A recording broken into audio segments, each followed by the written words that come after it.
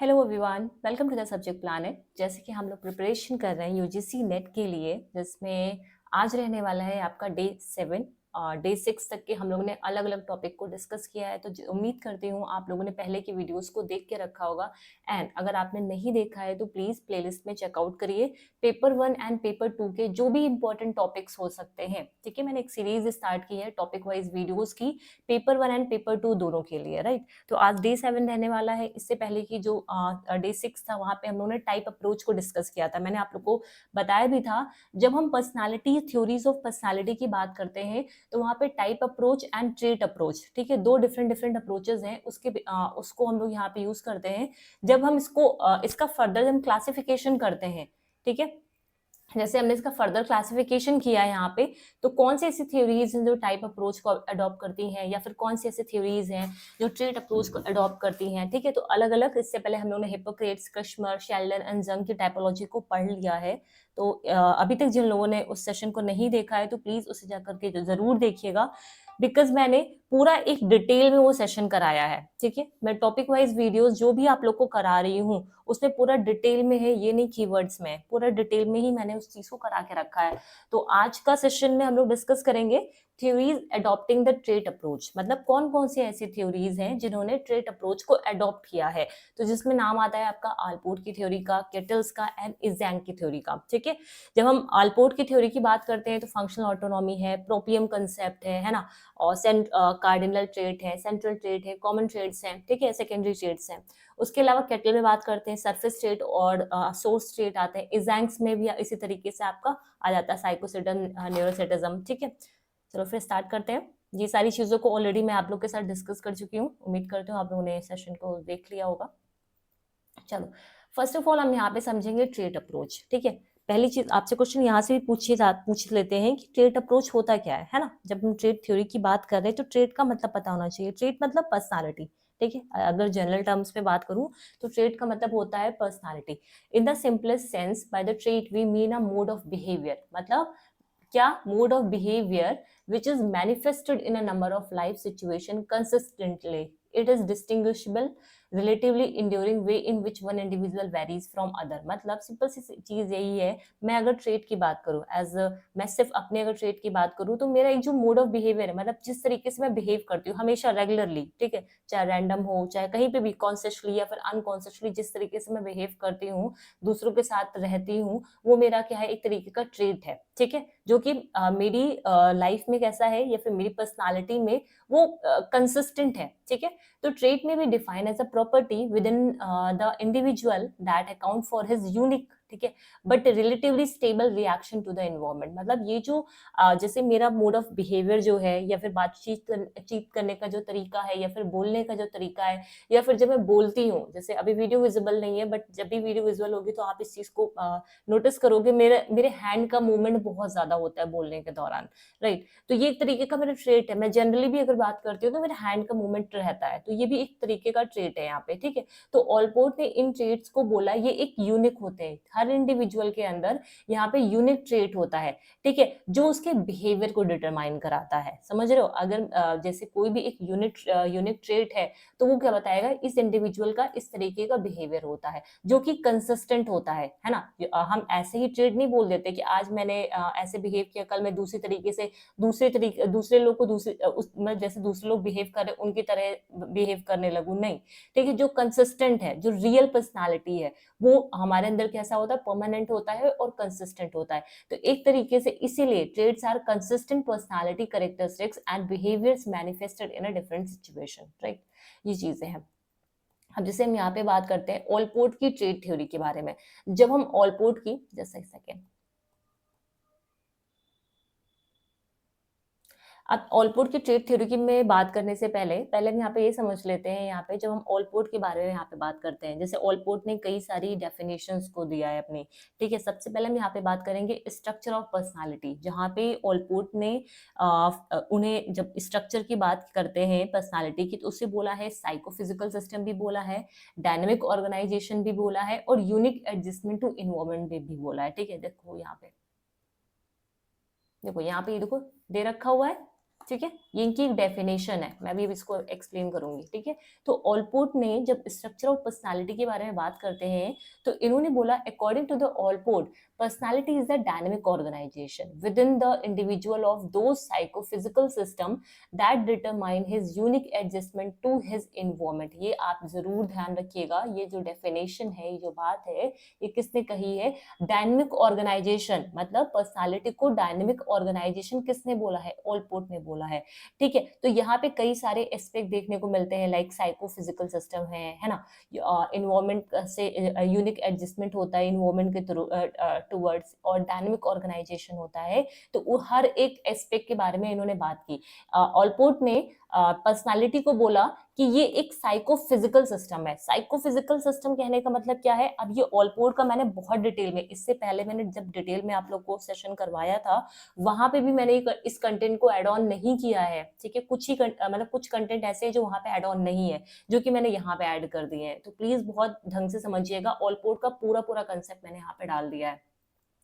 तो इन्होंने psychophysical system इसलिए बोला, personality is a system that has both psychological and physical aspect. अगर हम किसी बंदे की पर्सनालिटी के बारे में बात करते हैं तो हम उसकी जो साइकोलॉजिकल और जो फिजिकल एस्पेक्ट होती हैं, दोनों के बारे में बात करते हैं। ये दोनों ही आपस में कैसे होते हैं? इंटरैक्ट करते हैं, एक दूसरे के साथ इंटरैक्ट करते हैं। और ये जो इंटरैक्टिंग फैक्टर्स हैं, ठीक है, इन आवर साइकोलॉजिकल एस्पेक्ट, यहाँ पे उसके ट्रेट्स आते हैं, उसके इमोशंस आते हैं, उसके इंटेलेक्ट आते हैं, टेम्परामेंट कैसा है, कैरेक्टर कैसा है, उसका मोटिव कैसा है, ये सारे जो फैक्टर है ये आपस में क्या करते हैं? इंटरैक्ट करते हैं। All these interact with the physiological aspect and contribute to the personality development and behaviour. मतलब जितने भी ये फैक्टर्स आप देख रहे हो, ये आपस में एक दूसरे के साथ इंटरैक्ट करते हैं एंड एक इंडिविजुअल की पर्सनालिटी को डेवलप कराने में, उसके बिहेवियर को डेवलप कराने में यहाँ पे मदद करते हैं, राइट।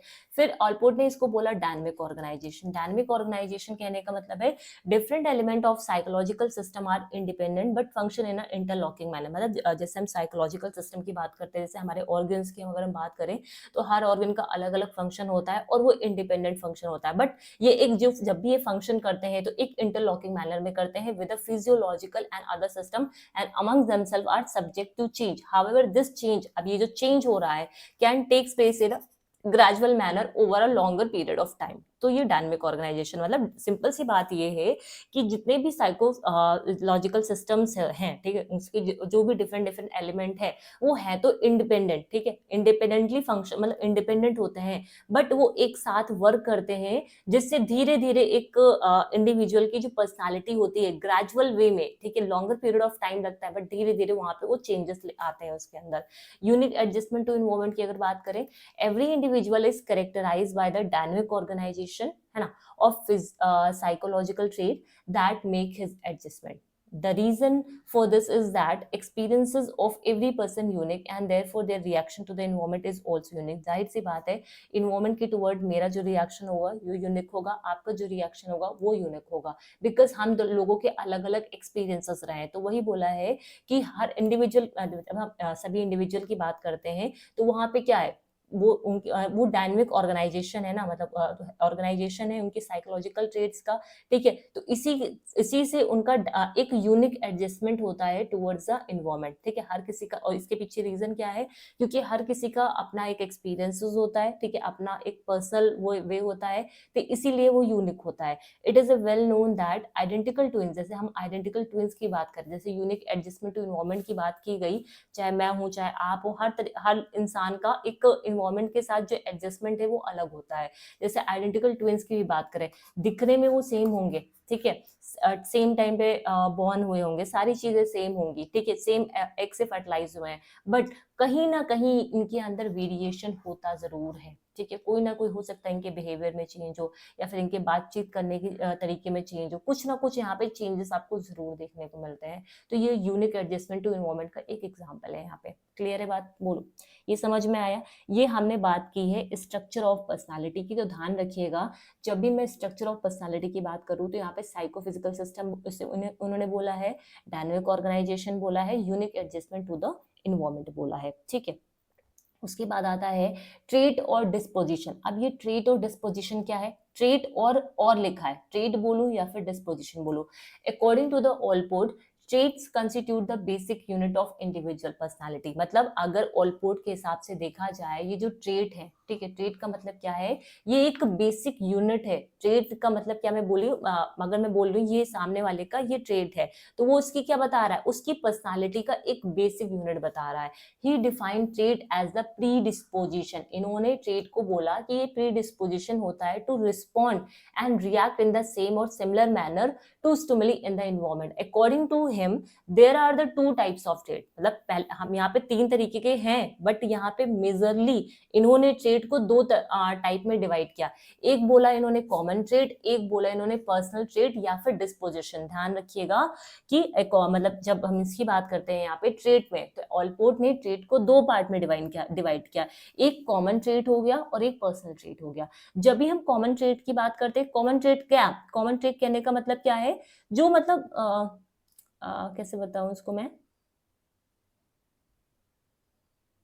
जैसे मैं बात करूं, जैसे हम एक कम्युनिटी से बिलोंग करते हैं, मान लेते हैं, जैसे we all are aware that a person belonging to a certain country और a community within a society behave similarly in a number of situation. ठीक है, मतलब जैसे मान लेते हैं ये एक कम्युनिटी है, ठीक है, ये एक कम्युनिटी है, सिंपल सी बात है, ठीक है, या फिर ये एक कंट्री है, कम्युनिटी छोड़ो, एक कंट्री है ये, ठीक है, ये एक दूसरी कंट्री है। यहाँ पे जो भी लोग रहते होंगे, ठीक है, वो क्या करेंगे, नंबर ऑफ टाइम बिल्कुल सिमिलर वे में बिहेव करेंगे। ठीक है, नंबर ऑफ टाइम्स, बहुत सारे ऐसे टाइम्स होंगे जो वो सिमिलर बिहेव करेंगे। तो ये क्या है, ये एक कॉमन कैरेक्टरिस्टिक्स है, ये इनके अंदर क्या है, एक कॉमन ट्रेट है। ठीक है, कॉमन ट्रेट कहने का मतलब है, कॉमन ट्रेट में उनकी सोशल वैल्यूज आ जाती हैं, है ना, उनका जो नेशनैलिटी है, ठीक है, वो आ जाता है। तो कॉमन ही तो एक कंट्री के अगर अंदर हम बात कर रहे हैं, उनका जो कल्चर है, उनकी जो वैल्यूज है, ठीक है, उनकी जो नेशनैलिटी है, ये सब क्या है, कॉमन है यहाँ पे। ठीक, तो ये कॉमन ट्रेट के अंदर आते हैं। फिर आते हैं पर्सनल ट्रेट के अंदर। पर्सनल ट्रेट कहने का मतलब क्या है, जो इंडिविजुअल की बात करें, मतलब एक सोसाइटी के अंदर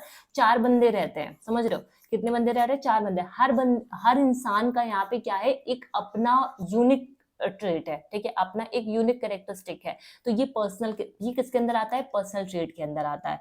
ठीक है, अब ये यहाँ पे अब ये कैसे हम आइडेंटिफाई कर पाएंगे कि ये इसका ट्रेट है जैसे मैंने बोला ना कि अभी कि जब भी मैं बात करती हूँ या फिर मैं अधिकतर ऐसा ही होता है, जब भी मैं टीचिंग करती हूँ उस दौरान मेरे हैंड का मूवमेंट बहुत ज्यादा होता है, तो ये मेरी ट्रेट के अंदर आ गया है। क्योंकि चाहे मैं कभी भी किसी को भी पढ़ाऊं, ठीक है, चाहे सामने से हो, चाहे फिर ये मैं ऐसे पढ़ा रही हूँ, यूट्यूब पे पढ़ा रही हूँ, तो उस दौरान भी मेरा हाथ का मूवमेंट चलता ही रहता है। ठीक, तो ये एक ट्रेट हो गया। तो नंबर ऑफ टाइम में बिल्कुल ऐसे ही बिहेव करती हूँ, तो ये एक ट्रेट हो गया। तो ये कैसा ट्रेट है, ये कोई कॉमन ट्रेट नहीं है, सभी लोग के साथ ऐसा नहीं होता है, ये एक इंडिविजुअल ट्रेट है, एक ये पर्सनल ट्रेट है। तो ऑलपोर्ट ने 2 तरीके से इसको डिवाइड किया, कॉमन ट्रेट और पर्सनल ट्रेट के अंदर। ठीक है, समझ में आई। यहाँ पे कुछ इंपॉर्टेंट करेक्टरिस्टिक्स हैं ट्रेट की। पहली चीज, अब ये करेक्टरिस्टिक्स इंपॉर्टेंट हो जाती हैं। पहला करेक्टरिस्टिक्स है, traits are not theoretical structure और construct but are real and found within the individual. अगर मैं ट्रेट्स की बात करूँ तो क्या ये थ्योरेटिकल स्ट्रक्चर है, क्या आपने इसे थ्योरी में पढ़ा हुआ है या फिर खुद कंस्ट्रक्ट किया, और नहीं, ये रियल है, रियलिटी में दिखाई देता है। जब आप एक दूसरे से बात करते हो तो उस दौरान आपको पता चलता है कि सामने वाले का ये ट्रेट है, ये एक्सट्रोवर्ट है, ये इंट्रोवर्ट है, या फिर इसका ये वाली पर्सनालिटी है। ठीक है, तो ये आपको दिखने में, आपको रियलिटी में वो चीजें दिखती हैं। Trait guide and direct the behaviour. जो भी हमारे ट्रेट्स होते हैं वो हमें गाइड करते हैं, हमारे बिहेवियर को डायरेक्ट करते हैं and enable the individual to behave in a particular manner. Traits are verified empirically. Important है, ये जितने भी पॉइंट मैंने लिखे हैं ये इंपॉर्टेंट है अपने आप में। ठीक है, different traits are not absolutely independent of each other but have a overlapping function. ध्यान रखिएगा, जो भी डिफरेंट डिफरेंट ट्रेट्स होते हैं वो एब्सोल्युटली इंडिपेंडेंट नहीं होते हैं, बट ये क्या करते हैं, ओवरलैप करते हैं। इनके जो फंक्शंस होते हैं, डिफरेंट डिफरेंट ट्रेट्स के जो भी फंक्शंस हैं, वो आपस में क्या करते हैं, ओवरलैप करते हैं। स्टेबल ट्रेट कैन ऑल्सो भी चेंज ओवर द टाइम। बिल्कुल सही बात है, जो भी एक स्टेबल ट्रेट है, मान लो अभी मेरा हैंड का मूवमेंट होता है, बट धीरे धीरे हो सकता हो मैं इस पर काम करूं, ठीक है, अपने हैंड के मूवमेंट को इम्प्रूव करने की कोशिश करूं, तो हो सकता हो कुछ सालों बाद ये चीजें इम्प्रूव हो जाए, तो ये ट्रेट कहीं ना कहीं मेरा गायब भी हो सकता है, चेंज हो सकता है। ठीक है, तो ये चीजें हैं यहाँ पे। कुछ और भी इसकी कैरेक्टरिस्टिक्स है, ये भी देख लीजिए यहाँ पे। जैसे यहाँ प्रॉपर्टीज की बात करते हैं, प्रॉपर्टीज या कैरेक्टरिस्टिक्स, ठीक है। यहाँ पे स्केलेबिलिटी है, जिसे सामाजिकता बोलते हैं, influence from the behaviour, flexibility है, एंड ट्रेड्स आर लर्न। ये क्वेश्चन आपसे पूछा हुआ है। जो ट्रेड्स होते हैं वो इनहेरेंट नहीं होते, ध्यान रखिएगा, ये हम सीखते हैं, ठीक है। अब कैसे सीखते हैं, जब हम अपने इन्वायरमेंट के साथ इंटरैक्ट करते हैं। Whenever we interact with our environment, तो यहाँ पे कुछ ना कुछ चीजें जो हम सीखते हैं वो हमारे ट्रेड्स के अंदर आ जाते हैं। ट्रेड्स कैसे होते हैं, स्केलेबल होते हैं, ठीक है। उन्हें हम क्वांटिटेटिवली मेजर कर सकते हैं, समझ रहे हो इस चीज को। क्वालिटेटिवली नहीं, क्वांटिटेटिवली इसको मेजर किया जा सकता है। इन्फ्लुएंस फ्रॉम द बिहेवियर, किसी भी पर्सनालिटी की हम अगर बात करते हैं, ट्रेड की अगर हम बात करते हैं, तो उसे हम डायरेक्टली ऑब्जर्व नहीं कर सकते, बट उसको मैनिफेस्ट कर सकते हैं in a number of activities and verbal expression. अगर आप मुझे देखोगे तो आप मतलब ये चीज नहीं, एक बार में नहीं समझ पाओगे कि ये मेरा हैंड का मूवमेंट करना ये मेरे ट्रेड के अंदर आता है, ये आप नहीं एक बार में जान पाओगे। बट हाँ, रेगुलरली जब आप मुझे देखोगे, रेगुलरली जब वीडियोस पे मुझे आप देखोगे बात करते हुए, तो आप इस चीज को अंदाजा लगा पाओगे, यस हाँ, ये आपने मैनिफेस्ट मतलब नंबर ऑफ एक्टिविटीज करते हुए आपने देखा ये चीज को। तो इससे आप मेरे बिहेवियर से आप इन्फ्लुएंस लगा सकते हो यहाँ पे कि हाँ, ये इसका ट्रेट है। फ्लेक्सिबिलिटी, बिल्कुल ये स्टैटिक नहीं होता, चेंज हो सकता हो चाइल्डहुड में कुछ आप ऐसे बिहेव करते हो, बाद में धीरे धीरे आपने यहाँ पे कुछ आदतों में चेंज लेकर आए हुए हो, तो ये चेंज भी हो सकता है, ठीक है। समझ में आया, आगे चले। अब आ जाते हैं Allport categorise the personal disposition. अब ये जो पर्सनल डिस्पोजिशन है, ध्यान रखिएगा, कॉमन ट्रेट की बात नहीं है। हम लोगों ने यहाँ पे देखो, यहाँ पे ट्रेट कितने तरीके के थे, 2 तरीके के, बहुत सही से समझना, क्योंकि आप लोगों ने पेपर भी इस बार का देखा है कि टॉपिक वही थे, बट बहुत डीपली जाकर के क्वेश्चंस पूछे हुए थे, तो इसी वजह से मैंने बहुत डीप में यहाँ पे चीजें डाली हुई हैं। कॉमन है और पर्सनल है, ठीक है। पर्सनल ट्रेट को हम फर्दर 3 पार्ट में क्लासिफाई कर सकते हैं। जहाँ पे आता है कार्डिनल, ठीक है, कार्डिनल ट्रेट्स आ जाते हैं, फिर तो कौन से आते हैं आपके सेंट्रल ट्रेट आ जाते हैं, फिर आप कौन से आ जाते हैं सेकेंडरी ट्रेट्स आ जाते हैं। ध्यान रहेगा, तो 3 तरीके के ट्रेट्स होते हैं, कार्डिनल ट्रेट्स होते हैं, सेंट्रल ट्रेट होते हैं, सेकेंडरी ट्रेट्स होते हैं। अब ये कौन कौन से ट्रेट्स होते हैं, जब हम यहाँ पे कार्डिनल ट्रेट्स की बात करते हैं, तो कार्डिनल ट्रेट्स कैसे होते हैं, कार्डिनल ट्रेट्स जो होते हैं, ये कीवर्ड में लिखा हुआ है, cardinal traits are rare but strongly deterministic of behaviour. मतलब ये कैसे होते हैं, रेयर होते हैं, बट हम इससे सामने वाले का बिहेवियर को डिटरमाइन कर सकते हैं, ठीक है। कार्डिनल ट्रेट्स कैसे होते हैं, रेयर होते हैं, बट हम इससे सामने वाले के बिहेवियर को डिटरमाइन कर सकते हैं। For example, the special trait which provide uniqueness to the person is known as the cardinal trait. मतलब एक ऐसा स्पेशल कैरेक्टरिस्टिक या फिर पर्सनैलिटी जो पर्सन की यूनिकनेस को बताता है, ठीक है, तो वो क्या है, वो उसका कार्डिनल ट्रेट है, ठीक है। जैसे हमने बात की गांधी जी के बारे में, तो वो नॉन वायलेंस के लिए है ना, सेल्फ सर्विस के लिए, ठीक है, और सेल्फ नॉन वायलेंस हो गया, ठीक है। और महात्मा गांधी इसके लिए फेमस है। तो ये जो नॉन वायलेंस है जिसके लिए वो फेमस है, ठीक है, वो क्या है, कार्डिनल ट्रेट के अंदर आता है, जो कि रेयर होता है, सभी में नहीं मिलेगा। मैं अगर बात करूं सभी लोगों में, तो ये ट्रेट सभी नहीं पाया जाएगा, ठीक है। ये कुछ स्पेशल ट्रेट्स होते हैं जो कुछ ही लोगों में मिलते हैं, रेयर होते हैं, बट उनके बिहेवियर को ये डिटरमाइन करते हैं। देन आते हैं सेंट्रल ट्रेट के अंदर, present to varying degree in all people, central trait influences but do not determine an individual behaviour. मतलब सिंपल सी बात है, जो सेंट्रल ट्रेट्स होते हैं वो सभी में प्रेजेंट होते हैं, ठीक है। जैसे कोई इंसान इंटेलिजेंट है, कोई इंसान डिसऑनेस्ट है, कोई शाय है, कोई एंजाइसिस है ना, किसी को कोई बहुत ज्यादा हंसने मतलब हंसमुख है, कोई बहुत ज्यादा बिल्कुल चुपचाप रहने वाला है, ठीक है, कोई बहुत ज्यादा सोशल है, ठीक है, इस तरीके के। तो ये सेंट्रल ट्रेट है, ये पाए सभी में जाते हैं, बट यहाँ पे वेरिंग डिग्री में, मतलब किसी में बहुत ज्यादा होगा, किसी में हो सकता है बहुत कम हो, ठीक है, इस तरीके से होता है। तो ये सब में ये कॉमन ट्रेट्स होते हैं। जो सेंट्रल ट्रेट्स होते हैं वो कैसे होते हैं, आपके कॉमन होते हैं, जो पाए सब में जाते हैं, बट यहाँ पे डिग्री ऑफ जो है वो यहाँ पे वेरी करता है, ठीक है। और यहाँ से हम किसी के बिहेवियर को यहाँ पे डिटरमाइन नहीं कर सकते, ठीक है। तो यहाँ पे हम बिहेवियर को डिटरमाइन नहीं कर सकते, बिकॉज अगर कोई इंसान ऑनेस्ट है तो क्या उसके बिहेवियर को हम यहाँ पे डिटरमाइन कर सकते हैं, नहीं कर सकते। वो अगर एंजाइटी उसे हो रही तो इससे भी उसके बिहेवियर को हम डिटरमाइन नहीं कर सकते। नेक्स्ट आते हैं सेकेंडरी ट्रेट्स। सेकेंडरी ट्रेट्स कैसे होते हैं, जब सेकेंडरी ट्रेट्स के बारे में बात करते हैं, also present in all individual, ये भी सभी इंडिविजुअल में होते हैं, एंड ये भी क्या होते हैं, सभी इंडिविजुअल में प्रेजेंट होते हैं। ये हमारे बिहेवियर को इन्फ्लुएंस नहीं कर सकते। ध्यान रखिए, थोड़ा सा यहाँ पे डिफरेंस समझिए। ये जो बिहेवियर होते हैं उसको इन्फ्लुएंस नहीं करते हैं, बट ये हमारे बिहेवियर को इन्फ्लुएंस करते हैं, ठीक है, प्रभावित करते हैं। But secondary traits are strongly dependent upon the immediate context. अब ये लाइन बहुत ज्यादा इंपॉर्टेंट हो जाती है। जो हमारे सेकेंडरी ट्रेड्स होते हैं वो किस पे डिपेंडेंट होते हैं? इमीडिएट कॉन्टेक्स्ट क्या है? मान लो आपको शादी में जाना है, तो शादी में अगर आपको जाना है तो क्या घर के कपड़े, मतलब जैसे शादी में आपको जाना है तो क्या आप मतलब जैसे शादी में जाना है तो कुछ मतलब वो ट्रेडिशनल ही पहन के जाओगे ना, ऐसा थोड़ा ना कि वेस्टर्न कुछ पहन के चले जाओगे, ठीक है। तो ये चीज है आपका इमीडिएट कॉन्टेक्स्ट। ये कॉन्टेक्स्ट क्या है? आप कॉन्टेक्स्ट के अकॉर्डिंग डिसाइड करते हो कि हमें ये पहनना है। आज दिवाली है तो हमें सूट पहनना है, हमें कुर्ता पैजामा पहनना है।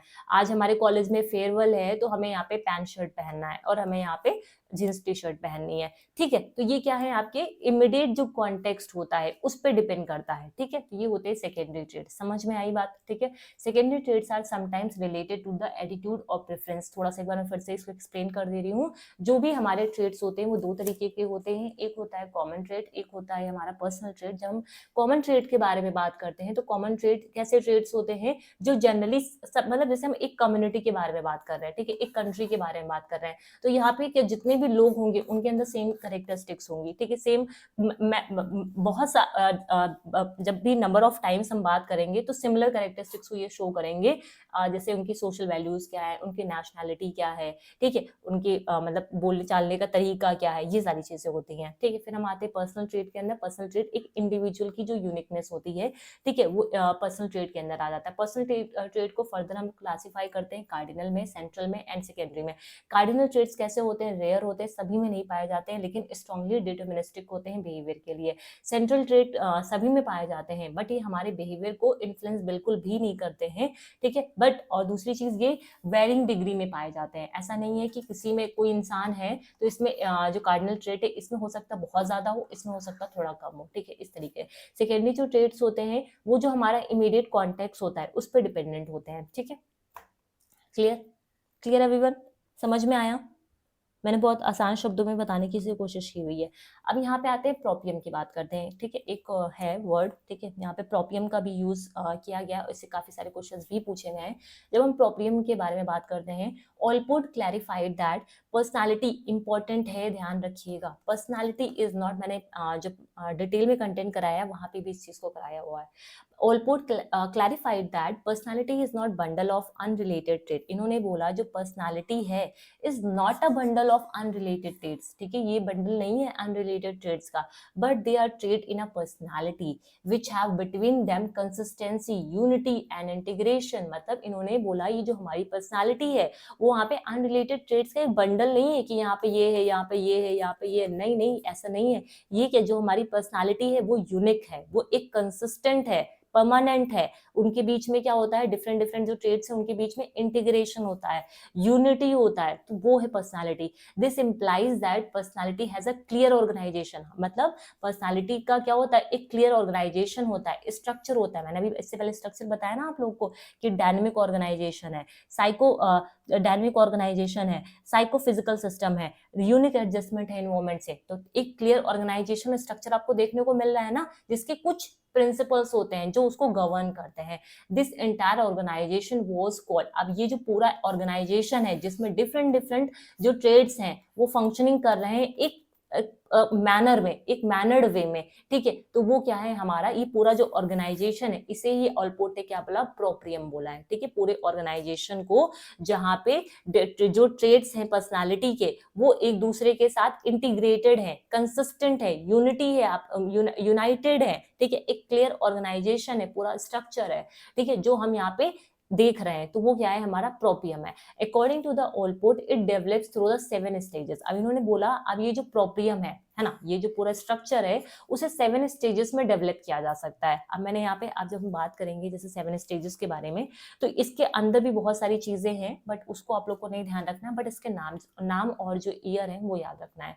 7 स्टेजेस कौन कौन सी है? पहला आता है सेंस ऑफ बॉडी। ये 2 साल मतलब फर्स्ट 2 जो ईयर्स होते हैं, पहले जो 2 साल होते हैं वो होता है। और जो सेल्फ आइडेंटिटी है, देखो इसको ऐसे समझो, ये जो पहले 2 साल होते हैं उसके अंदर सेंस ऑफ बॉडी और सेल्फ आइडेंटिटी यहाँ पे डेवलप होती है।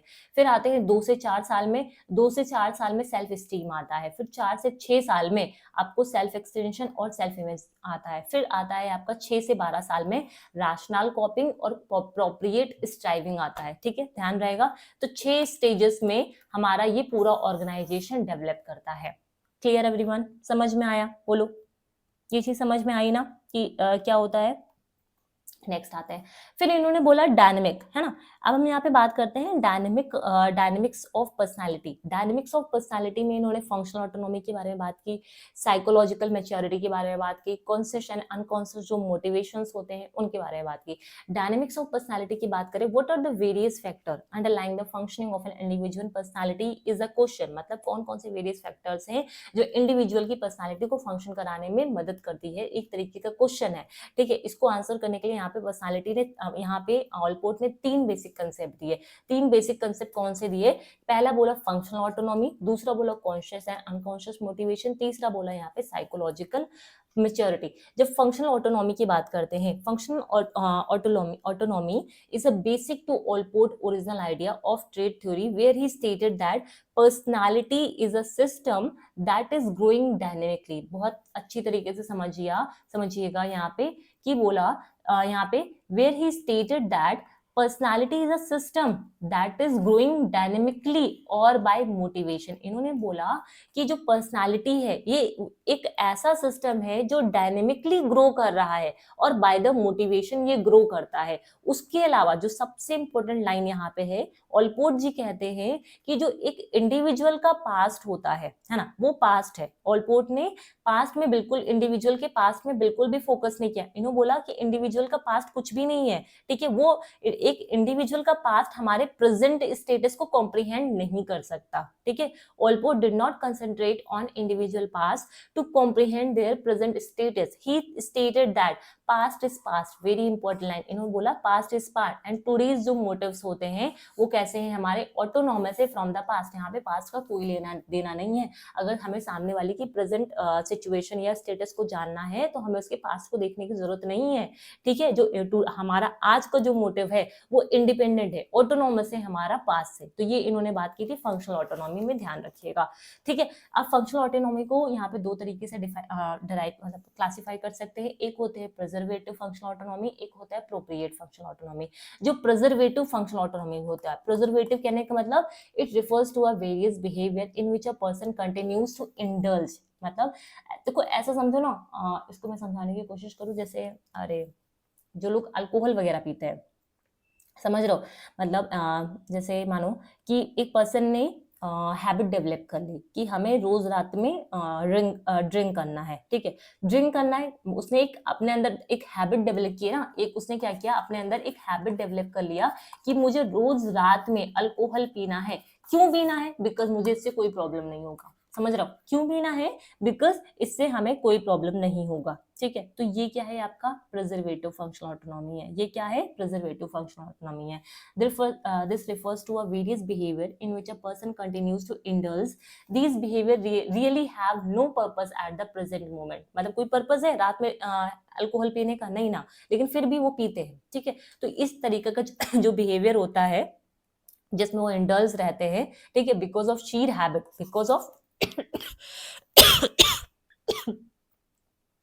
Because of sheer habit is called the preservative functional autonomy. ठीक है, समझ में आया? तो ये अल्कोहल वाला एग्जांपल याद रखिएगा यहाँ पे।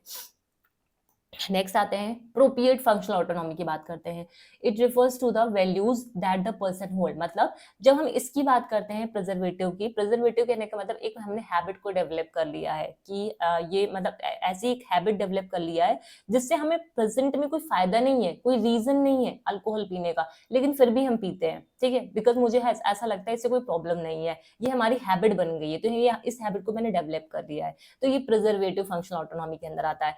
प्रोप्रिएट की बात करते हैं, ये एक तरीके के ऐसे वैल्यूज है जो पर्सन होल्ड करता है। मतलब एक ऐसा वैल्यू जो पर्सन को कैसे मिलता है, दूसरे के साथ इंटरैक्ट करके, ठीक है, सोशलाइज करके, या फिर उसके जो घर में चीजें प्रैक्टिसेस हो रही है, उसके पेरेंट्स ने मतलब जो भी वैल्यूज को इनकलकेट किया है, वो सब प्रोप्रिएट फंक्शनल ऑटोनॉमी के अंदर आता है, ठीक है।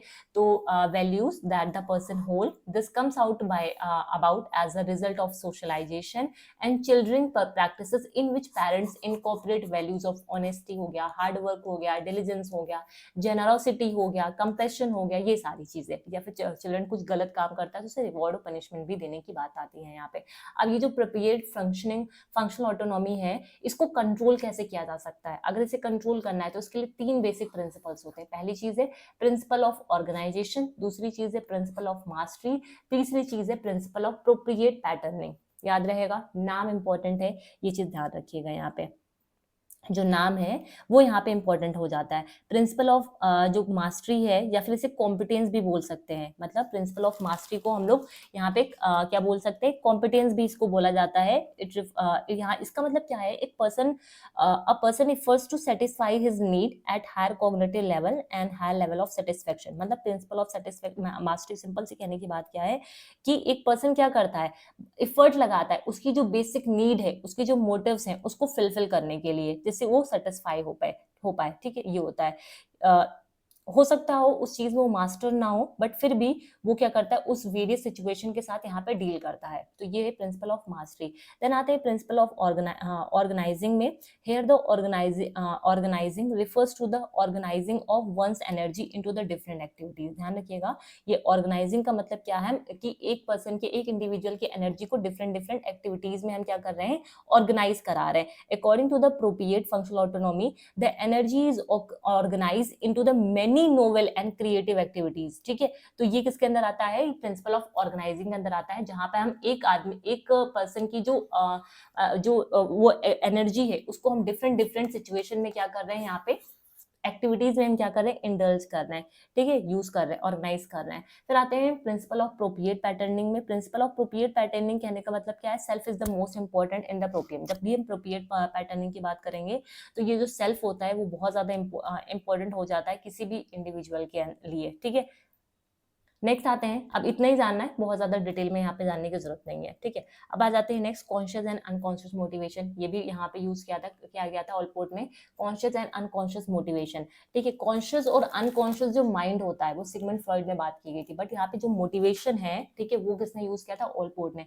Allport in his theory laid emphasis on the conscious motivation, stating that an individual is fully aware of what he is doing. मतलब जब हम कॉन्शियस मोटिवेशन की बात करते हैं, ठीक है, कॉन्शियस मोटिवेशन कहने का मतलब क्या है, एक इंडिविजुअल को पता होता है कि वो आखिर कर क्या रहा है, but he also gave due recognition to the concept of unconscious motivation. In fact, all the conscious motivation are somehow influenced by the desire hidden in the unconscious. He refuted Freud claims that ego does not have energy of its own and personality is controlled by the unconscious. Allport claimed that mature normal adult personality is fully in a control of conscious. Simple सी बात ये है, जब हम यहाँ पे conscious की बात कर रहे हैं, कॉन्शियस कहने का मतलब क्या है, जब हमें पता होता है ना, मुझे पता है कि मुझे यूजीसी नेट में जेआरएफ को क्वालिफाई करना है, मुझे पता है ना, मैंने ये चीज मुझे मेरे दिमाग में है, ठीक है, तो ये मुझे क्वालिफाई करना है, तो मैं क्या करूंगी, कॉन्शियसली उसके लिए प्रिपेयर करना यहाँ पे स्टार्ट कर दूंगी। तो ये क्या है, कॉन्शियस मोटिवेशन है। बट कॉन्शियस ये जो मोटिवेशन है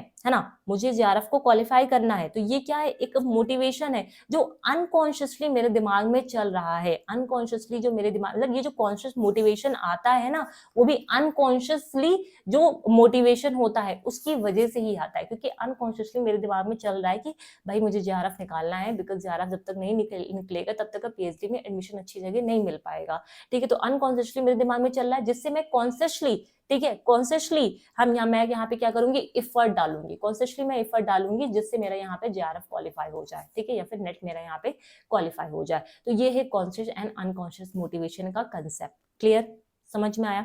फिर आते हैं साइकोलॉजिकल मेच्योरिटी के बारे में बात करते हैं, लास्ट है ये यहाँ पे ऑलपोर्ट में, ठीक है। साइकोलॉजिकल मेच्योरिटी के अंदर आता है आपका कि if you have a well developed proprium, अगर आपका वेल डेवलप्ड प्रोपियम है, अभी मैंने प्रोपियम के बारे में आपको बताया ना, प्रोपियम क्या है, ये जो पूरा स्ट्रक्चर है, ये जो पूरा ऑर्गेनाइजेशन है, इसी को हम लोग प्रोपियम बोल रहे हैं। अगर आपका ये पूरा जो स्ट्रक्चर है ये वेल डेवलप्ड है, रिच है, अडेप्टिव सेट ऑफ डिस्पोजिशन है, you have attain the psychological maturity. मतलब अगर आपका जो प्रोपियम है, ठीक है, वो वेल डेवलप्ड है, रिच है, अडेप्टिव सेट ऑफ डिस्पोजिशन है, तो इसका मतलब क्या है, आपने साइकोलॉजिकल मेच्योरिटी को अटेन कर लिया है, जिसमें 7 कैरेक्टरिस्टिक्स हो सकते हैं। पहला कैरेक्टरिस्टिक्स है स्पेसिफिक होगा, इंड्यूरिंग एक्सटेंशन होगा, ठीक है, सेल्फ का जहां पे इन्वॉल्वमेंट होगा, मतलब यहाँ पे जब भी हम साइकोलॉजिकल मेच्योरिटी के बारे में बात करते हैं तो यहाँ पे एक पर्सन का इन्वॉल्वमेंट जरूरी होता है।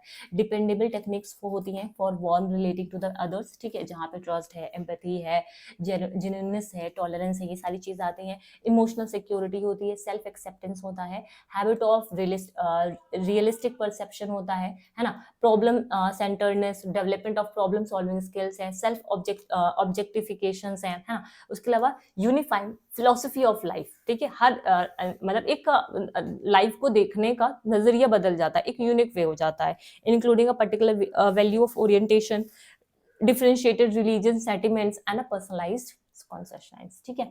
तो सिर्फ एक बार इसको देखना है, आपसे पूछा नहीं गया बट मैंने बोला ना आपसे, ये ऑलपोर्ट का जितना मैंने यहाँ पे कराया है ये अपने आप में कंप्लीट है, आपको ऑलपोर्ट का कहीं से फिर अलग से पढ़ने की जरूरत नहीं है, इतना पूरा अपने आप में कंप्लीट है। ऑलपोर्ट में सिर्फ इतनी ही बात की गई है, इससे ज्यादा की कोई बात नहीं की गई है, ठीक है, समझ में आया। तो ये हम लोगों ने ऑलपोर्ट का जो था वो पूरा हम लोगों ने पढ़ लिया। नेक्स्ट हम आते हैं इजैंक में, ठीक है, इजैंक का जो पर्सनालिटी ट्रेट है उसके बारे में बात करते हैं। जब हम इजैंक के बारे में बात करते हैं, अब इजैंक को भी मैंने यहाँ पे पूरा डिटेल में डाला हुआ है, ठीक है, वीडियो थोड़ा लंबा हो सकता है बट हाँ इस चीज की श्योरिटी जरूर है कि आपको जो कंटेंट मिलेगा वो कंप्लीट है, यहाँ पे कोई भी कंटेंट मतलब कोई चीज मिसिंग नहीं है यहाँ पे, ठीक है। इजैंग की पर्सनालिटी थ्योरी के बारे में बात करते हैं। Propose the theory of personality based on the biological factor. पहली चीज ध्यान रखिएगा, इन्होंने बायोलॉजिकल फैक्टर के बेसिस पे अपनी थ्योरी को प्रपोज किया, arguing that individual inherit a type of nervous system that affect their ability to learn and adapt to the environment. मतलब इजैंग जी ने बोला कि हमारी जो पर्सनालिटी होती है वो बायोलॉजिकल फैक्टर्स पे बेस्ड होती है, हर इंडिविजुअल के अंदर एक नर्वस सिस्टम इनहेरिट होता है जो उसकी एबिलिटी जो है चीजों को सीखने की या फिर अपने एनवायरनमेंट के साथ एडजस्ट करने की उसको इम्पैक्ट करता है, उसको प्रभावित करता है। During the 1940s Eysenck was working at the Maudsley psychiatric hospital in London. वहां पे ये काम करते थे, जहां पे उनका काम था इनिशियल असेसमेंट करना हर एक पेशेंट का before their mental disorder was diagnosed by a psychiatrist. मतलब होता है जैसे एक साइकेट्रिस्ट के पास जाओ तो उससे पहले एक हम लोग का इनिशियल असेसमेंट होता है, ये पता करने के लिए कि सच में इसको मेंटल डिसऑर्डर है भी या नहीं है, मतलब पहले एक बार चेक किया जाता है। तो उस तरीके का ये काम यहाँ पे करते थे लंदन में, ठीक है। Through this position he compile a battery of question about a behaviour. मतलब ये जो पोजीशन थी जहाँ पे ये असेसमेंट करते थे पेशेंट का, इसकी यहाँ पे इन्होंने बहुत सारे क्वेश्चंस इनको मिले रिलेटेड टू द बिहेवियर। फिर बाद में इन्होंने इन सारे क्वेश्चंस को पुटअप किया 700 सोल्जर्स पे, ठीक है, जिससे who were being treated for neurotic disorder at the hospital. मतलब 700 सोल्जर्स को न्यूरोटिक डिसऑर्डर एक था उनको, जिसके लिए उनको ट्रीट किया जा रहा था हॉस्पिटल पे, जहां पे इन्होंने ये जो क्वेश्चंस को कंपाइल किया था, ठीक है, उसको वहां पे उन्होंने यूज किया, ठीक है, एक तरीके से। ही फाउंड दैट, उसके यूज करने के बाद इन्होंने पाया कि he found that soldiers answer seems to link naturally with one another. मतलब सोल्जर्स जो 700 लोग थे, ठीक है, उनके जो आंसर्स थे वो नेचुरली एक दूसरे के साथ क्या कर रहे थे, रिलेट कर रहे थे, suggesting that there were a number of different personality trait which were being revealed by the soldiers answer. इसी को ही इन्होंने क्या बोला, फर्स्ट ऑर्डर पर्सनालिटी ट्रेट बोला। क्या बोला इसे ने, फर्स्ट ऑर्डर पर्सनालिटी ट्रेट बोला। इसके अलावा इन्होंने ये जो पूरा प्रोसेस था उस दौरान इन्होंने फैक्टर एनालिसिस का यूज किए थे, ठीक है, जहां पे ये जो टेक्निक थी ये जो फैक्टर एनालिसिस की टेक्निक थी वो रिड्यूस करती थी बिहेवियर को to a number of factors which can be group together under separate heading like dimension. मतलब ये एक डायमेंशन है, यहाँ पे ये वाले बिहेवियर मतलब ये वाले फैक्टर्स रहेंगे, ये एक डायमेंशन है, यहाँ पे ये वाले बिहेवियर मतलब रहेंगे, ठीक है, इस तरीके से, जैसे यहाँ पे एक तरीके से जब आप इसको मेजर करो तो अच्छे से हो पाए ये चीज, ठीक है। इजैंग 1947 found that behaviour could be represented by the 2 dimension. ध्यान रखिएगा 3 डायमेंशन नहीं 2 डायमेंशन है यहाँ पे, ठीक है, यानी कि 3 डायमेंशन लिख के आओ। 2 डायमेंशन में इन्होंने यहाँ पे इसको क्या कर दिया, फैक्टर्स को डिवाइड कर दिया। इन्होंने बोला पहला डायमेंशन जो होता है इंट्रोवर्जन या फिर एक्सट्रोवर्जन, या तो पर्सन इंट्रोवर्जन होगा या तो फिर एक्सट्रोवर्ट होगा। दूसरा डायमेंशन इन्होंने बोला या तो न्यूरोसाइटिज्म होगा या तो स्टेबल होगा। इससे इन्होंने क्या बोला, सेकेंड ऑर्डर पर्सनालिटी ट्रेट बोला। क्या बोला? सेकेंड ऑर्डर पर्सनालिटी ट्रेट बोला। Personality is dependent on the balance between the excitation and inhibition. ये इंपॉर्टेंट लाइन है। जो पर्सनालिटी होती है किस चीज पे डिपेंडेंट है? According to the Eysenck excitation and जो इनहिबिटेंट प्रोसेस होता है ऑटोनॉमिक नर्वस सिस्टम का, उसके बीच का जो बैलेंस होता है, ठीक है, उस पर डिपेंडेंट होता है। अब बात करते हैं एक्स्ट्रावर्जन, ठीक है। एक्स्ट्रावर्जन और इंट्रोवर्जन, ठीक है, इनके बीच में आता है एक एम्बीवर्जन, जहां पे आपको एक्स्ट्रावर्जन प्लस इंट्रोवर्जन दोनों मिलेंगे यहाँ पे, ठीक है। एक्सट्रोवर्ट कैसे होते हैं? जैसे हम लोगों ने एक्सट्रोवर्ट पढ़ा था ना, एक्सट्रोवर्ट्स कैसे होते हैं? सोशेबल होते हैं, ठीक है। क्रेव एक्साइटमेंट होती है, मतलब इनको हर चीज को करने में बहुत ज्यादा अच्छा लगता है। ये ऑप्टिमिस्टिक होते हैं, बहुत बिल्कुल मतलब खुशहाल रहते हैं, हर किसी के साथ घुल मिल जाते हैं, ठीक है। इन्हें ज्यादा टेंशन नहीं होती है, ये मतलब रिस्क लेना पसंद करते हैं, ठीक है। इन्हें डर नहीं लगता है बहुत ज्यादा, ठीक है। Isens argues that this is because they inherit an under-aroused nervous system and so seek stimulation to restore the level of optimum stimulation. उसी जगह जो introverts होते हैं वो कैसे होते हैं? Quiet होते हैं, reserved होते हैं, ठीक है, मतलब शांत रहते हैं पूरी तरीके से। Introverts कैसे होते हैं? Reserved होते हैं, plan their action and control their emotion. They tend to be serious, reliable and pessimistic. और ये कैसे होते हैं? Optimistic होते हैं। तो extrovert जो होते हैं, ठीक है, वो कैसे होते हैं? ऑप्टिमिस्टिक होते हैं। इंट्रोवर्ट्स कैसे होते हैं? पैसिमिस्टिक होते हैं। और इन दोनों के बीच में आता है एम्बीवर्जन, जहां पे एक्सट्रोवर्जन और इंट्रोवर्जन दोनों की कैरेक्टरिस्टिक्स को पाया जाता है, ठीक है।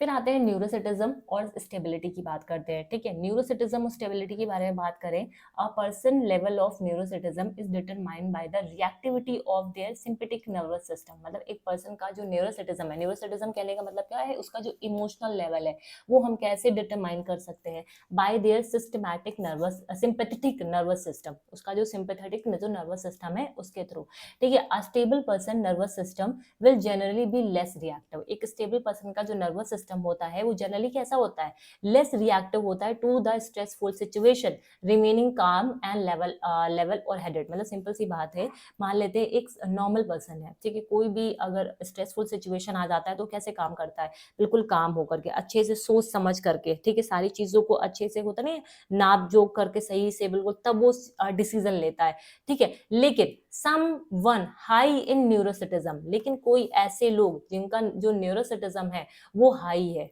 वो मतलब कैसे हैं?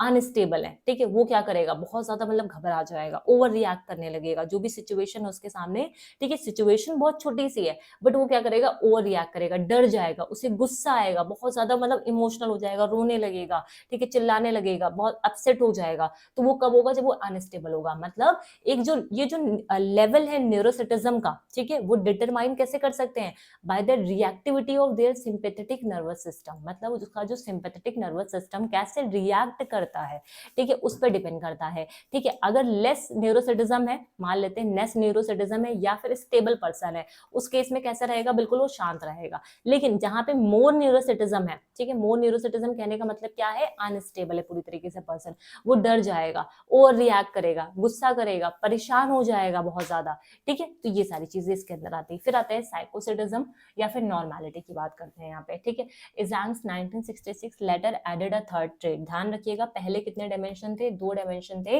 बट 1966 में अगर आपको एग्जामिनेशन में कॉपी में आता है तो आपको 3 लिखने हैं। सबसे पहले आप क्या लिखोगे यहाँ पे?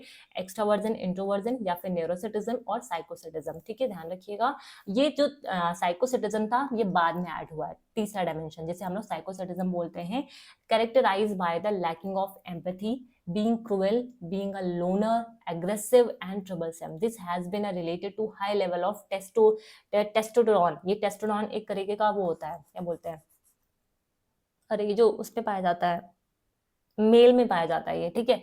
The higher the testosterone the higher the level of psychoticism. मतलब जितना ज्यादा ये टेस्टोस्टेरोन का लेवल होगा उतना ज्यादा वो जो पर्सन होगा उसके अंदर साइकोसिटिज्म ज्यादा होगा।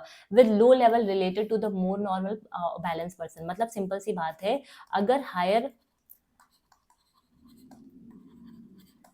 टेस्टोस्टेरोन है, ठीक है, और लोअर ट्रोन है, यहाँ पे क्या होगा? आपको जो साइकोसिटिज्म लेवल होगा, ठीक है, लेवल जो है साइकोसिटिज्म का वो क्या होगा? ज्यादा होगा, मोर होगा, ठीक है। और पर्सन कैसा होगा? यहाँ पे एबनॉर्मल होगा, ठीक है। यहाँ पे पर्सन कैसा होगा? एबनॉर्मल होगा। यहाँ पे क्या होगा? ये लेवल जो होगा वो कैसा होगा, लेस होगा, और पर्सन कैसा होगा, नॉर्मल पर्सन होगा। समझ रहे हो, पर्सन कैसा होगा यहाँ पे, नॉर्मल होगा। He was specially interested in the characteristics of people whom he considered to have achieved their potential as individual. According to the Zhang, the two dimension of neuroticism, ठीक है, न्यूरोसिटिज्म में क्या बताया मैंने, स्टेबल या फिर अनस्टेबल, ठीक है, न्यूरोसिटिज्म में क्या बताया, स्टेबल होगा या फिर अनस्टेबल होगा। और इंट्रोवर्जन में, इंट्रोवर्जन का एक्सट्रोवर्जन ने बता दिया, ठीक है। ये क्या बताते हैं, two form of variety of personality characteristic. Simple सी बात, आप यहाँ पे समझो, एग्जांग की पर्सनालिटी के बारे में बात करते हैं। एग्जांग ने दो तरीके के पर्सनालिटी ट्रेट, मतलब फर्स्ट ऑर्डर और सेकंड ऑर्डर पर्सनालिटी ट्रेट के बारे में यहाँ पे बात की है, ठीक है, जहाँ पे इन्होंने 3 तरीके से इसको क्लासिफाई, दो डायमेंशन बताए, ठीक है, डिफरेंट डिफरेंट जो ट्रेट्स होते हैं, जो फैक्टर्स होते हैं, वो 2 डायमेंशन में क्लासिफाई किए जा सकते हैं, इंट्रोवर्जन और इंट्रोवर्जन इंट्रोवर्जन हो गया, या फिर एक्सट्रोवर्जन हो गया, या फिर न्यूरोसिटिज्म हो गया, ठीक है। लेटर इन्होंने 1966 में एक डायमेंशन को ऐड किया, जिसका नाम था साइकोसिडिज्म, ठीक है, याद रहेगा।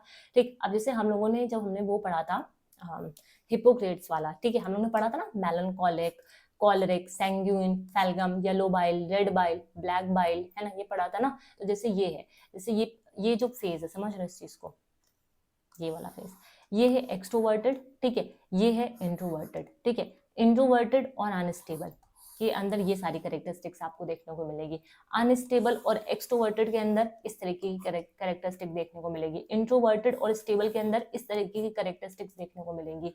और जो एक्सट्रोवर्टेड होंगे और स्टेबल होंगे, उनके अंदर ऐसी कैरेक्टरिस्टिक्स देखने को मिलेंगी। जो इंट्रोवर्टेड और स्टेबल होंगे वो कैसे होंगे, मेलनकॉलिक होंगे, ठीक है, मेलनकॉलिक होंगे। और जो अनस्टेबल और एक्सट्रोवर्टेड होंगे वो कैसे होंगे, कॉलरिक होंगे। और जो आपके एक्सट्रोवर्टेड और स्टेबल होंगे वो कैसे होंगे, सैंग्विन होंगे। और जो आपके इंट्रोवर्टेड और स्टेबल होंगे वो कैसे होंगे, फैलेग्मेटिक होंगे। ठीक है, ठीक है, याद रहेगा, बोलो, ये चीज याद रहेगी, ठीक है। तो ये चीजें आप लोग को यहाँ पे याद रखनी है। अब जैसे यहाँ पे और भी हैं चीजें, ठीक है, जैसे हम लोग को कैटल का पढ़ना है, तो इसको हम लोग नेक्स्ट सेशन में करेंगे, ठीक है। इधर आ जाओ जरा सा।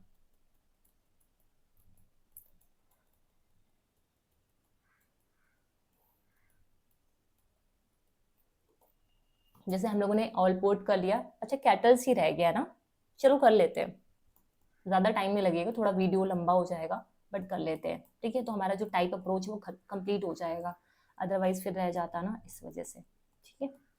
देखो, कैटल्स में बात करते हैं। कैटल्स में 16 पीएफ, ठीक है, पर्सनालिटी फैक्टर ट्रेट थ्योरी के बारे में यहाँ पे बात की। जो रैमन कैटल थे, disagreed with the Eysenck's view that personality can be understood by looking at only 2 और 3 डिमेंशन। मतलब ये जो रैमन कैटल थे, उन्होंने बोला नहीं भाई, पर्सनालिटी को हम 2 या 3 डायमेंशन में नहीं देख सकते। इन्होंने बोला पर्सनालिटी के लिए नंबर ऑफ ट्रेट्स होते हैं, मतलब किसी की पर्सनालिटी को बताने के लिए हमें एक कंप्लीट पिक्चर की जरूरत होती है। अगर हम किसी की पर्सनालिटी को बताना चाह रहे हैं, उसी जगह पे जो ज़ैंग थे, ज़ैंग ने अपनी जो थ्योरी थी वो एक, मतलब वहाँ पे वो काम करते थे, तो उसको ऑब्जर्व करके इन्होंने डेटा को कलेक्ट करके तब इन्होंने अपनी यहाँ पे ये 2 डायमेंशन बताई थी, 3 डायमेंशन बताई थी, ठीक है, उसको ऑब्जर्व, वहाँ पे पेशेंट को ऑब्जर्व करके। बट कैटल ने क्या किया, यहाँ पे डेटा को कलेक्ट करने के लिए 3 डिफरेंट सोर्सेज का यूज किया। वो डिफरेंट सोर्सेज कौन कौन से थे, एल, क्यू और टी डेटा। एल जो डेटा है लाइफ रिकॉर्ड डेटा है, जहाँ पे आपके स्कूल ग्रेड्स हो सकते हैं, ठीक है, कितना आपने वर्क से वो लिया है, लीव लिया है, वो हो सकता है। जो क्यू डेटा है, यहाँ पे एक क्वेश्चनर को डिजाइन कर लेना जिससे इंडिविजुअल की पर्सनालिटी को हम निकाल सके। फिर आता है टी डेटा, जहाँ पे आता है this is data from objective test, ठीक है, design to tap into a personality construct. तो ये 3 तरीके के सोर्सेज थे जहाँ से कैटल ने डेटा को कलेक्ट किया, ठीक है। और cattle analyse the T data and Q data using a mathematical technique factor analysis. मतलब ये जो क्यू और टी डेटा है, इसको एनालाइज करने के लिए इन्होंने फैक्टर एनालिसिस का यहाँ पे यूज किया। बात समझ में आई, ठीक है। फैक्टर एनालिसिस को यूज किया, जहाँ पे इन्होंने तीनों, फिर इसको यूज करने के बाद यहाँ पे इन्होंने क्या किया, सारे जो भी फैक्टर्स थे, ठीक है, जितने भी चीजें इन्होंने कलेक्ट की थी, उसको एक साथ कर लिया, ग्रुपिंग कर दी। और ग्रुप करने के बाद 16 पर्सनालिटी फैक्टर्स को यहाँ पे निकाल के इन्होंने बताया, ठीक है। पूरा ग्रुप करने के बाद 16 पर्सनालिटी फैक्टर्स बताए, जिसके नाम यहाँ पे दे रखे हुए हैं। एक बार इसको जरूर पढ़ लीजिएगा, लर्न तो नहीं हो पाएगा, मुझे नहीं हुआ, मुझे मतलब सीरियसली मुझे नहीं हुआ ये, अभी आज तक मुझे ये चीज याद नहीं हुई है। बट हाँ, अगर क्वेश्चन आ जाता है तो मैं रिलेट करके जरूर इसको लगा लेती हूँ, बिकॉज कहीं ना कहीं दिमाग में चल रहा है। ठीक, फिर Cattell made a distinction between the soul, उसके अलावा कैटल ने जब ये बताया, इन्होंने डेटा को कलेक्ट किया, इन्होंने 16 तरीके के पर्सनालिटी फैक्टर बताया है। फिर यहाँ पे इन्होंने जो भी ये ट्रेड्स है उसको दो पार्ट में डिवाइड कर दिया। ट्रेड को इन्होंने बोला कि एक जो ट्रेड होता है वो होता है सरफेस ट्रेड, एक जो ट्रेड होता है एक होता है सोर्स ट्रेड। समझ रहे हो?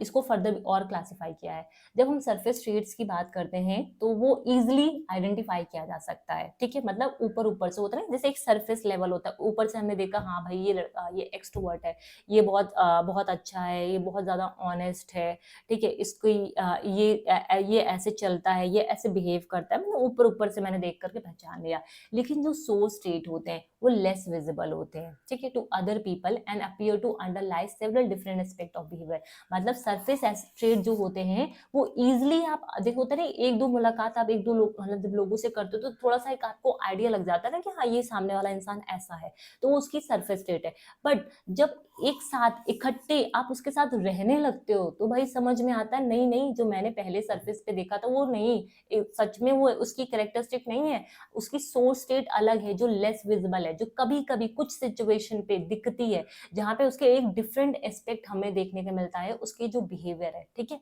तो वो सोर्स ट्रेट के अंदर आता है। ठीक है, तो कैटल ने बोला जो सोर्स ट्रेट होते हैं, ठीक है, ओरिजिनल पर्सनालिटी कौन बताता है? ये नहीं बताता, ओरिजिनल पर्सनालिटी ये बताता है। एक इंसान की जो ओरिजिनल पर्सनालिटी है वो उसके सोर्स ट्रेट बताते हैं, ठीक है, जो कि इंपॉर्टेंट होता है यहाँ पे। ठीक, फिर सोर्स ट्रेट को दो तरीके से क्लासिफाई किया गया, जहाँ पे कॉन्स्टिट्यूशनल ट्रेट आते हैं और इन्वायरमेंटल ट्रेट आते हैं।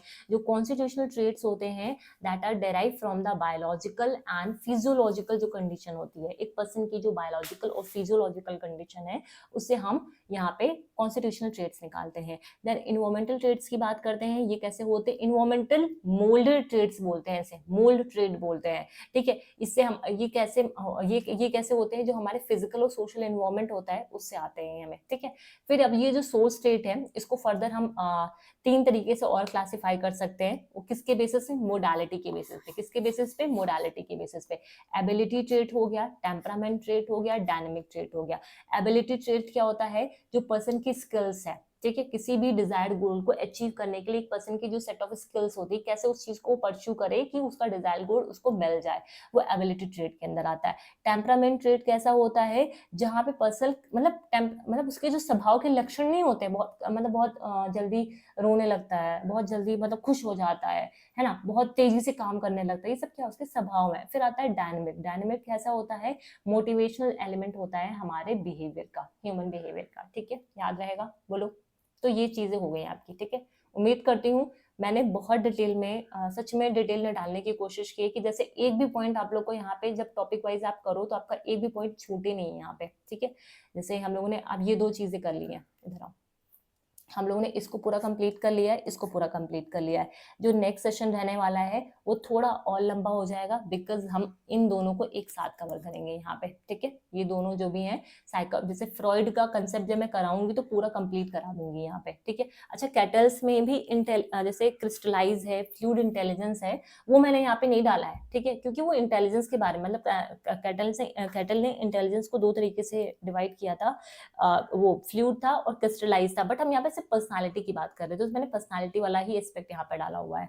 ठीक, जैसे फ्रॉइड के बारे में डिटेल में हम लोग यहाँ पे पढ़ने वाले हैं। ठीक है, फिर उसी तरह मैस्लो की और कार्ल रोजर्स की थ्योरी भर भर के क्वेश्चन आपसे पूछे जाते हैं, तो ये दोनों अलग से मैं कराऊंगी, यहाँ पे नहीं कराऊंगी। ठीक है, तो उम्मीद करती हूँ ये जो सेशंस मैंने आप लोग के लिए लाए हैं वो आप लोग को हेल्पफुल होंगे, और अगर वीडियोस अच्छी लगे तो प्लीज वीडियोस को लाइक जरूर किया करिए, जिससे मुझे एक थोड़ा सा होता है ना, एक मोटिवेशन मिलता है कि हाँ बच्चों को जो कंटेंट मैं दे रही हूँ उन्हें वो पसंद आ रहा है। कमेंट सेक्शन में लिख के जरूर बताया करिए कि ये चीजें आपके लिए यूजफुल है कि नहीं है। मतलब एक होता नहीं है कि एक टीचर, जैसे हम लोग वर्चुअली कनेक्ट हैं, ठीक है ना, आप मुझे जानते हो ना मैं आपको जानते हूँ, जो आप कमेंट वगैरह करते हो बस उसी से मुझे पता लगता है कि हाँ आप लोगों को वो चीजें आपके हिसाब से मिल रहा है या फिर नहीं मिल रहा है।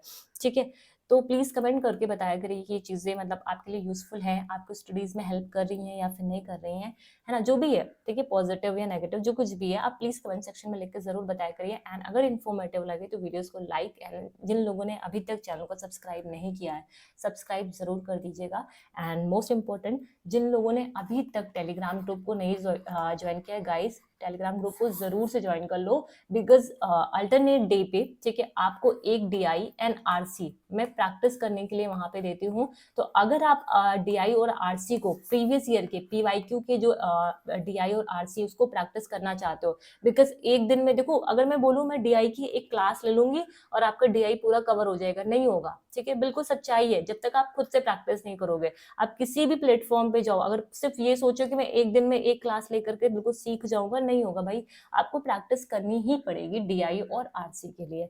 तो प्रैक्टिस के लिए मैं अल्टरनेट डे पे टेलीग्राम पे ये चीजें देती हूँ। तो जिन लोगों ने टेलीग्राम ग्रुप को नहीं ज्वाइन किया है, टेलीग्राम ग्रुप को जरूर ज्वाइन कर लीजिएगा। उसके अलावा जो पेपर 2 के बच्चे हैं, है ना, समझ रहे हो इस चीज को, पेपर 2 एजुकेशन के बच्चे हैं, वो व्हाट्सएप ग्रुप मैंने क्रिएट करके रखा हुआ है, जिसका लिंक आपको टेलीग्राम पे ही मिलेगा, ठीक है। तो वहां से जाके व्हाट्सएप ग्रुप को ज्वाइन कर लीजिएगा। कल से, आज से नहीं, कल से आपको डेली कुछ प्रैक्टिस क्वेश्चंस वहां पे देखने को मिलेंगे। डेली 10 to 15 क्वेश्चंस जितने भी होते हैं, वो PYQ बेस्ड क्वेश्चंस होंगे, प्रैक्टिस करने के लिए क्विज के फॉर्म में होंगे, और वहां पे आप अपनी चीजें भी पूछ सकते हैं तुरंत का तुरंत, ठीक है। तो वो चीजें आपको व्हाट्सएप ग्रुप में मिलेंगी पेपर 2 की, ठीक है, ध्यान रखिएगा, पेपर 2 एजुकेशन के लिए, ठीक है। तो that is all for today, ठीक है। तो प्लीज वीडियोस को सब्सक्राइब वगैरह जरूर कर दीजिएगा, ठीक है। Okay, thank you everyone for watching.